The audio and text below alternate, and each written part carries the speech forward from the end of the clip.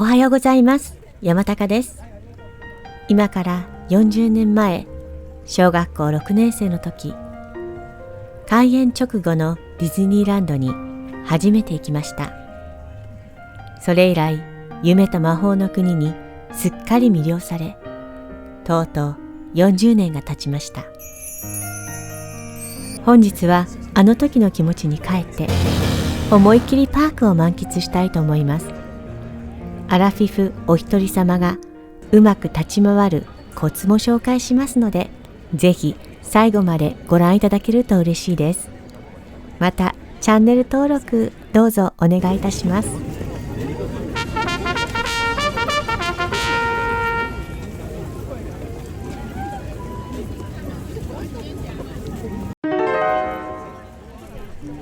本日はグランドフィナーレグッズ発売の初日ですので、極限的に混んでいます。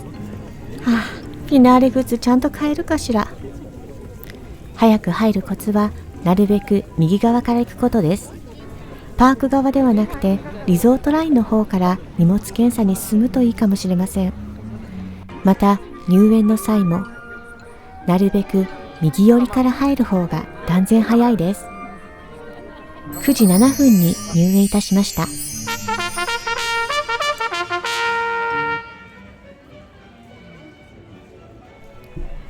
申し上げるのを遅れましたが、電車の中で欲しいグッズがどこで販売されているのか調べておきます。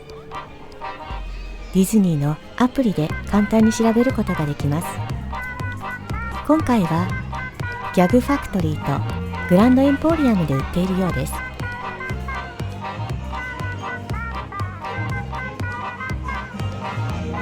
そして入園直後にまず目的を遂げるためにやらなければいけないのは、再度ディズニーのアプリにアクセスしてスタンバイパスを取ります。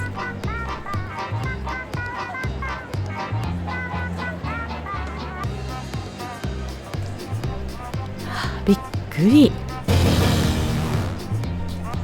ただいま9時7分なのに、すでに3時半のスタンバイパスしか取れませんでした。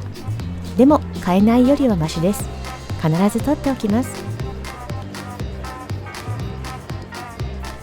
次に40周年のプライオリティパスを取ります。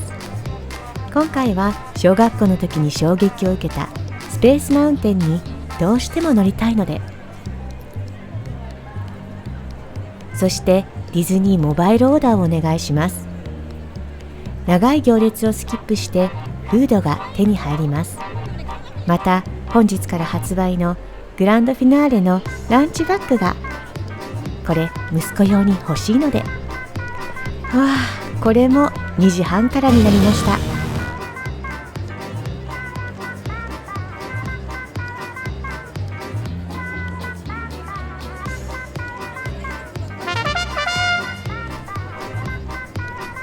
さあここまで終わったら、あとはゆっくりパークを満喫しましょう。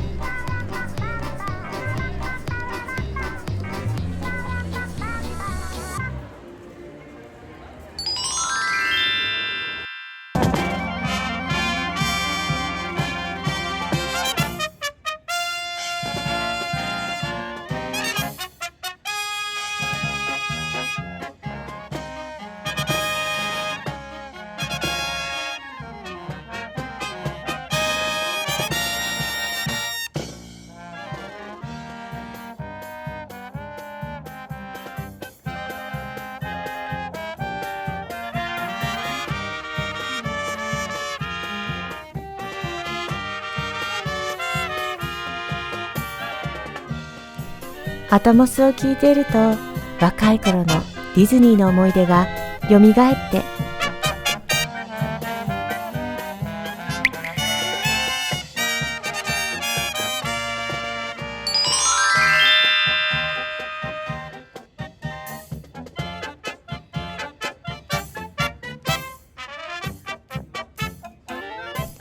そこで7人の小人のドッグのぬいぐるみを買ってもらったことを覚えています。なんでドク先生だったのかわからないけど、すごく嬉しかったのを覚えています。遠い過去です。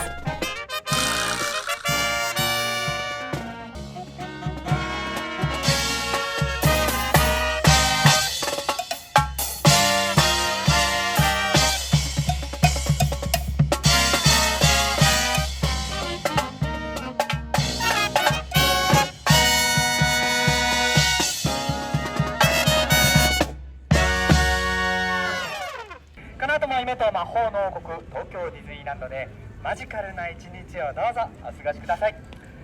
それでは皆さん、いってらっし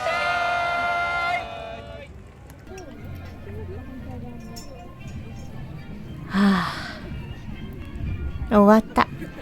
鑑賞に浸っている暇はありません。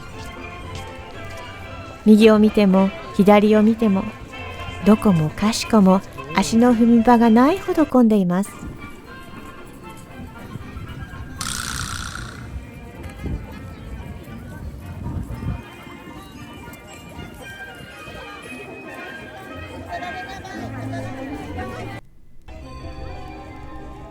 こちらはコズミックエンカウンターというスタンバイパスがなくてもガーランドが買えるお店の列です。ものすごい長蛇の列ですが、最後尾までたどるとキャストがこちらの札を持っていました。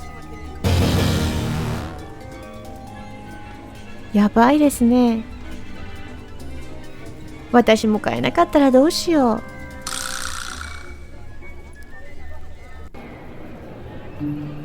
パークがごった返しているとかなり不安になってしまいますが、自分のペースで楽しみます。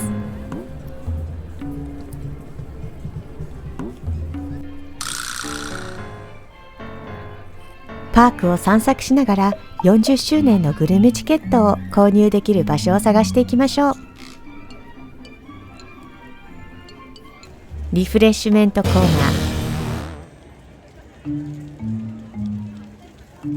ヒューイ・ドゥイ・ルーイのグッドタイムカフェ、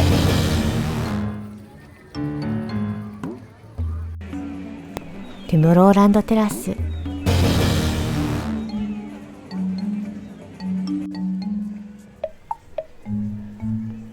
どこもやばいくらいの長蛇の列ができていますね。しかし10時50分、11時から開店のこちらのお店、ザ・ガゼーボ、またの名を冒険者たちを見守る東屋。こちらはまるで忘れられた秘境のように誰も並んでいないので、本日私が初のお客様になることが決定いたしました。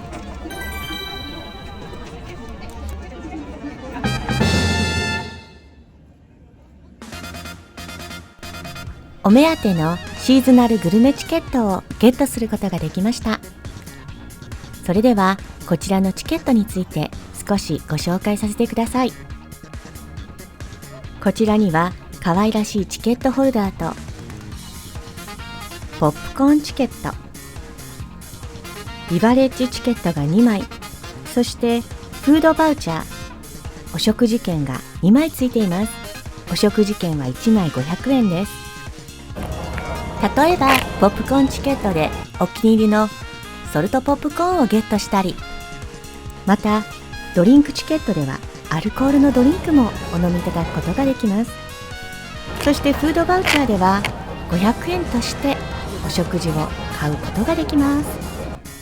またこのシーズニングも見逃せません。一つは柚子七味シーズニング、こちらソルトのポップコーンにかけて食べるのがおすすめです。で、かなり量が入ってますので家にも持ち帰っていろいろなちょっと味のパンチが足りないなっていうものにつけて楽しんでいます。ちょっとMSG っていう科学的な味はしますけれども、味が濃くなるのでお酒飲みにはおすすめです。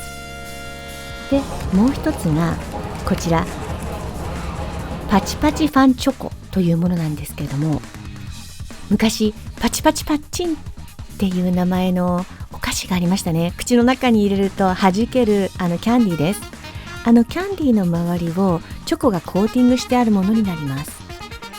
例えばそのまま食べても美味しいですし、またアイスにかけたりだとか、パークの中だとアリスのクイーンオブバンケットのところに売っているチョコバナナのかけていただいても美味しいかもしれないです。はい。で、以上なんですけども、今回こちらのグルメチケットを使ってこちらのガゼーボで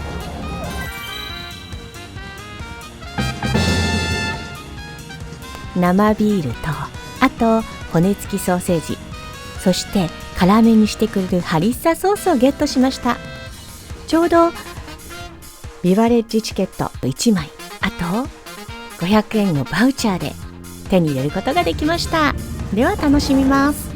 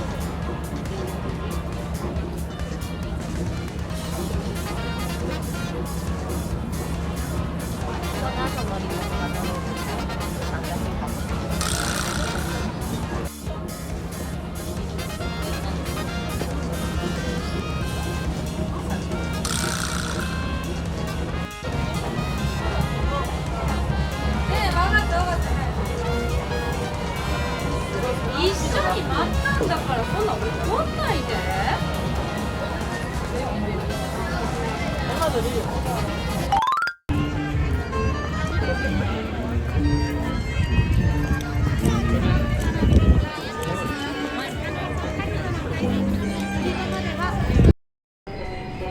なんか今ではへでもないカリブの海賊も、初めて乗った小学生の私は恐ろしさと不気味さでお化け屋敷だと思っていたわ。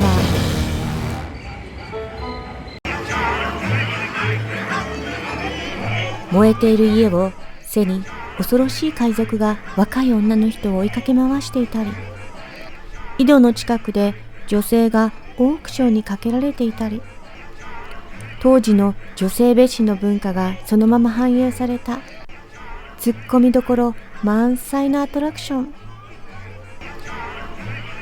本当になんか不気味で怖かったな。でも今は古典として楽しむアトラクションになりました。このシーン結構お気に入り。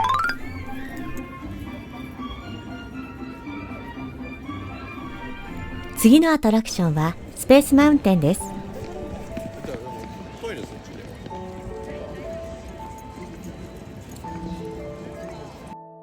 プライオリティパスを使えばこんな人気アトラクションでもスルスルと。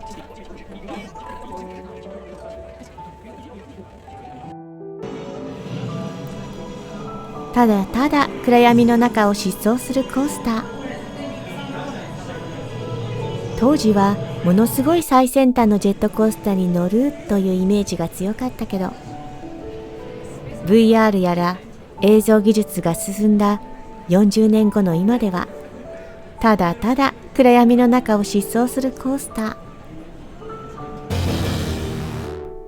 息子が小さかった頃、このポットから脱出したのを思い出しました。そして今年の7月31日をもって終了。なんとも感慨深いです。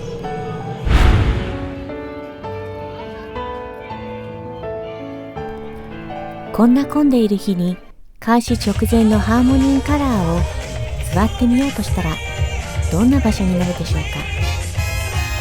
ギリギリにパレードに間に合わせるならトゥモローランドテラスの前あたりがいつも狙い目です。パレード到着が最終なんで、どうにか座ってみることができました。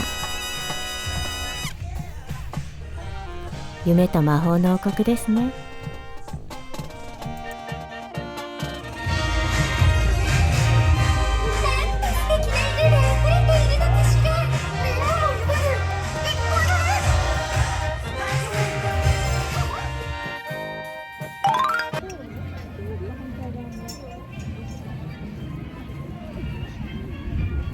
次はジャンボリーミッキーが当たったので見に行きます。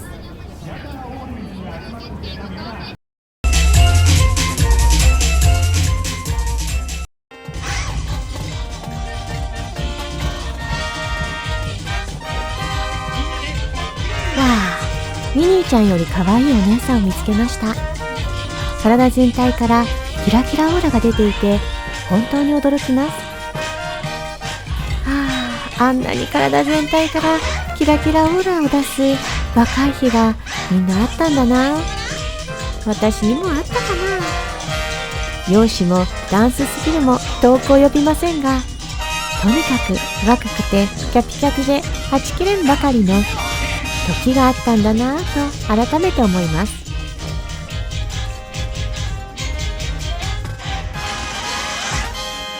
お姉さんに思いっきり癒された後はちょっと遅めのランチに出かけます。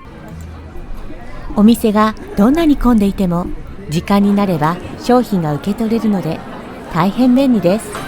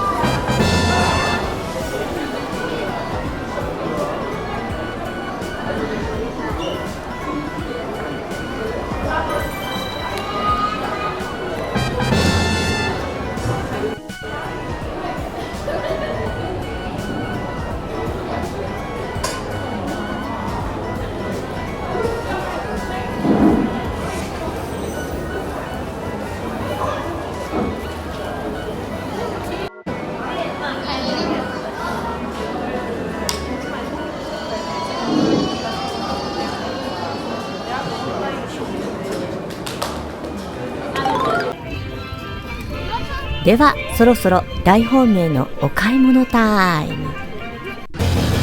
何？行列がと思ったらミニーちゃんのパレード待ちでした。なんとギャグファクトリーには誰も並んでいません。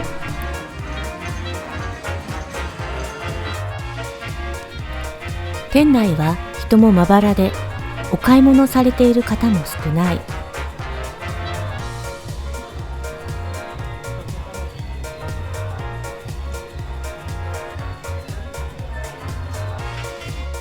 私が欲しかったオージー、これ一つ5000円もする大変高価なぬいぐるみなんだけど、誰も見向きもしない。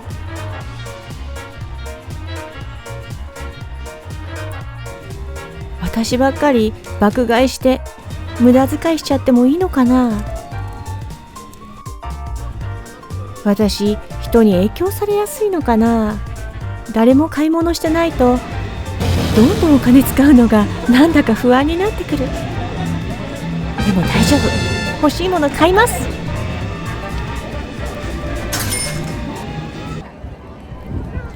お店を出たらものすごい人がいて、びっくりでした。